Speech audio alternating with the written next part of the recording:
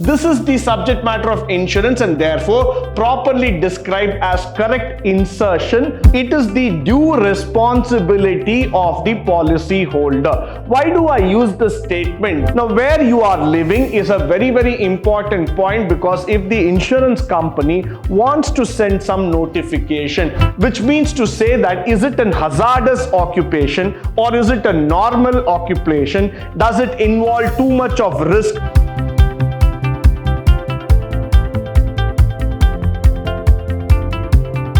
Good morning and welcome to session 2 in unit 4 under principles and practice of general insurance, where we are going to speak about proposal forms, cover notes and the certificates of insurance. This is a very important topic. Why? Because we are going to explain you how the insurance is proposed to the insured person or the policy holder. So let's go further and try to understand how this proposal form is designed. Now, starting with the insurance proposal form is completed by the policy holder when he or she is applying for the insurance. That means it is the due responsibility of the policy holder. Why do I use this statement? Because when I apply for an insurance, I need to give all the correct details up to my best knowledge so that I am able to get a proper claim in case of emergency. Point number 1. Point number 2 is that the insurance company is forming a contract with me so that I will go further and sign that according to the rules and regulations. So there is an acceptance and the contract is being made between the insurance company and the policy holder. So the policy holder must go through each and every page of the policy, undersign it wherever it is required, fill up all the required details and then hand it over back to the insurance company. So that is why this is very important. Second thing, you will need the information about risk since you are insuring it, the rebuild, your cost of the house or type of your own. Now, for example, when you are filling up the insurance form, you know what kind of risk that you want to cover. Now, for example, if you're building a house or you're buying a motor car, you need to know the risk factors that are inbuilt with that particular asset or with that particular life that is going to be insured. Now, you cannot expect that every time the company to assume things about you and then start writing the insurance. So it is basically the policy holder needs to understand what exactly that he needs to fill, for which subject he is taking the insurance, for what format the insurance is coming in, and how the insurance must be built across. So all these things must be very much into the system. Followed by the proposal in insurance means a request from the proposer to the insurer for giving protection against the risk. So which means to say very clearly. Now, for example,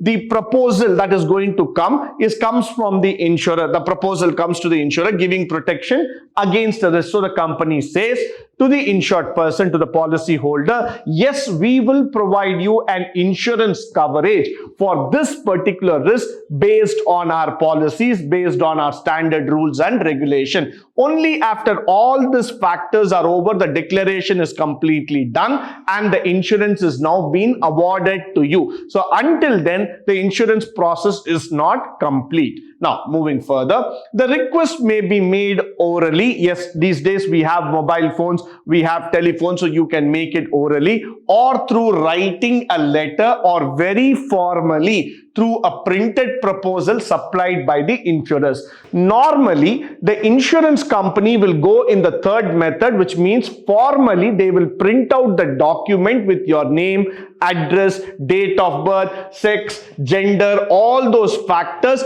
and then they will go ahead and give you the insurance form saying that we have completed the documentation and this is the insurance coverage that has been awarded to you, because that becomes a formal document of acknowledgement from your side as well as from the company saying that this is the person whom the company has insured for this particular purpose. Followed by, even though a proposal may be made in either of the ways, a convention has developed for using the insurers printed forms in case of fire, life, accident, or slips in case of any other marine insurance also. Preferably, though there are a lot of e-forms or digital formats that are available today in the market, but still people would like to go only with the forms and development of the the return statement, especially in case of fire, accident, business, or marine insurance, because that gives a sort of confidence, a feeling of hope that yes, I have a document with me, an evidence, a proof,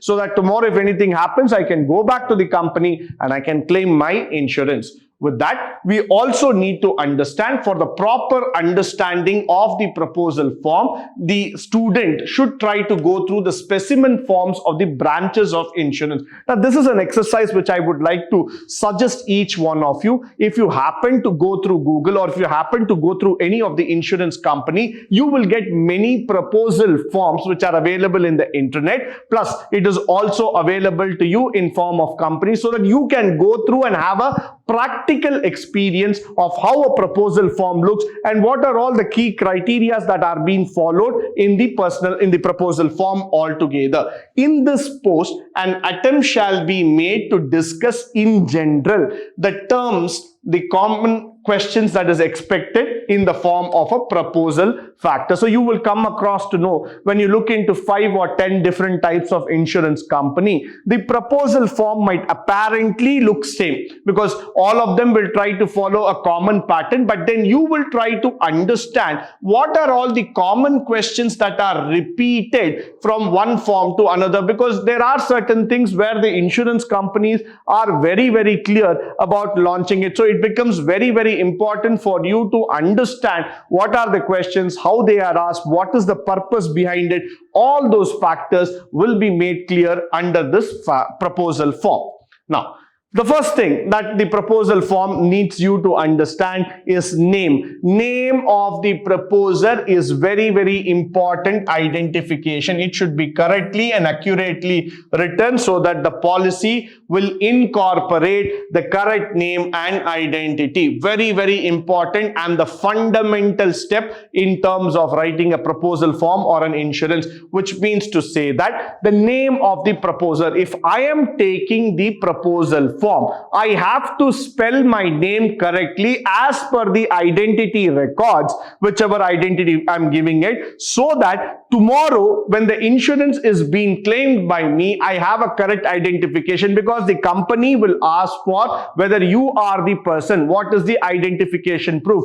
Spell out your name as it is spelled on the records. So your name should be correctly written. If in case there is going to be some change, some alphabets change or some initial change, whatever is that, you need to inform the company much more before. You need to tell them, sir, this is the problem, this is where my name change has come, kindly do the changes accordingly. So the first step is that the insurer must understand very, very clearly that the proposed form is written, it's spelled out clearly, his name is written clearly with the initials, with whatever name, spelling, everything should be perfect.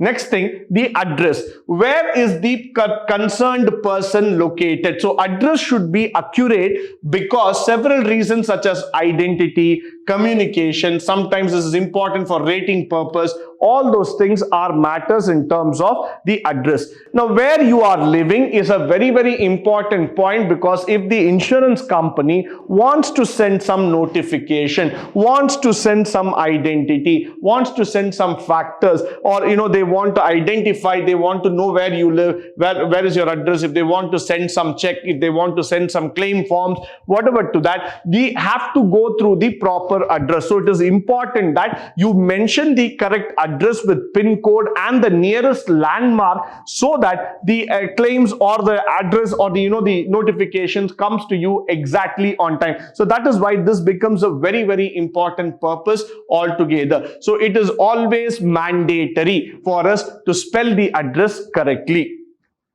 Occupation. Now, why is occupation very, very important?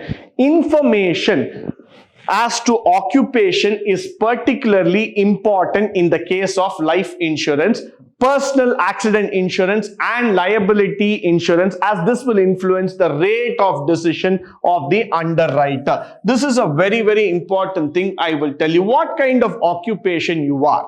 which means to say that is it an hazardous occupation or is it a normal occupation? Does it involve too much of risk, too much of stress, too much of a polluted environment? What kind of occupation are you involved into? Because that is what the underwriter will try to evaluate and fix a premium for you in the long run. So once when you tell the occupation, according to the occupation, the insurance coverage will be done, the premium will be set, and the benefits will also be prescribed. Suppose I am working as a firefighter. So for a firefighter, the level of insurance is entirely different. If I am working as a deep sea diver, for that there will be a different level of insurance. If I am working as a bank manager, so there will be a different level of insurance. If I am working as a teacher, for that there will be a different level of insurance, because occupationally the hazards are entirely different for the kind of jobs which I was trying to describe you. So that is why occupation matters a lot for the insurance company, because they will decide exactly where these factors are, how we need to rate it and how we need to take it forward.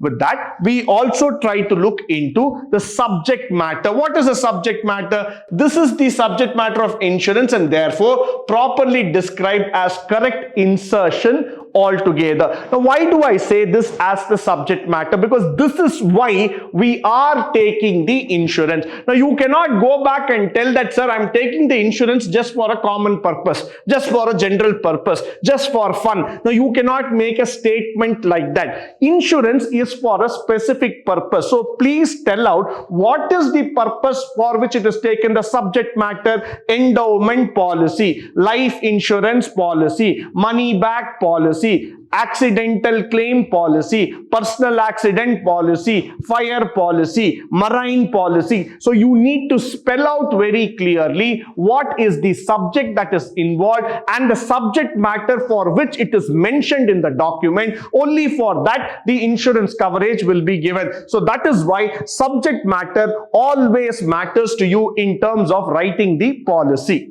Now, the sum insured, that is also very, very important. The amount for which the insurance cover required should be adequately mentioned. So, the company will immediately mention you what is the sum insured in case of the exigencies and emergencies. So this insurer will tell you. Now, for example, I go with ICICI Lombard or with Max New York Life, or I go with, let's say, Cholamandalam Finance or Apollo Munich, whichever insurance company I'm going with, they will tell me to what extent the sum is insured for your life in case of emergencies and exigencies. Now, that limit is completely the insurer's liability. It must represent the actual value of the property or the subject matter of insurance. So it must actually tell me for what I am worth and what is my life is being covered for, because these things are very, very important for the policy holder to know. Tomorrow, he cannot go and claim innocence before the insurance company stating that, sir, I never knew for what value I'm going to be claimed or what is going to happen. Because the insurance company will tell you when you signed up for the insurance, when you wrote the document, the policy, you should have gone through each and every step and you should have understood what is the sum insured, what is the guarantee, what is the payback, how you need to take the claim. So all these documents, all these steps have to be followed clearly, and then only you need to sign on the proposal form. With this, I come to the end of this session. I hope and believe that this session was of a great use and resource to you. In the upcoming session, we shall try to understand more about the policy details and how the underwriting is helping in the general insurance aspects. Until then, stay tuned, stay blessed, and stay enlightened forever. Thank you once again for joining me today on this wonderful session.